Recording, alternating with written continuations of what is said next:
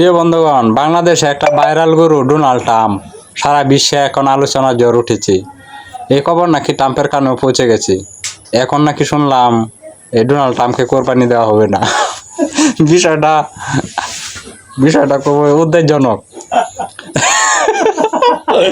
আশুত আছে বাংলাদেশ সরকার কি তাহলে ভয় পাইছে? মিসাইলের ভয় পাইছে না পারমাণবিক বোমার ভয় দেয়াইছে? ডোনাল্ড ট্রাম্পকে ফোন করে কইছে যে সাবধান, আমার চেহারার সাথে যে গরুটার মিল আছে সর্বনাশটা করছে, যেন যে কোরবানি না দেওয়া।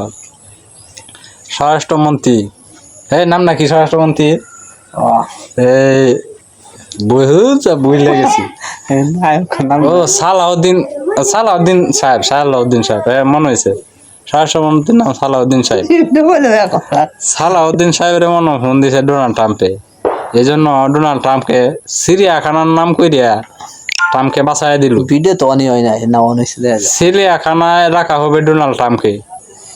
স্বরাষ্ট্রমন্ত্রীর হস্তক্ষেপ। চিন্তা করেন বিষয়টা। ডোনাল্ড ট্রাম্প নামের গুণে এই গরুটা বেঁচে গেল শুধু মিল থাকার কারণে। আপনার কি মনে হয় ডোনাল্ড ট্রাম্পকে অবশ্যই বাংলাদেশে কোরবানি দেওয়া উচিত ছিল?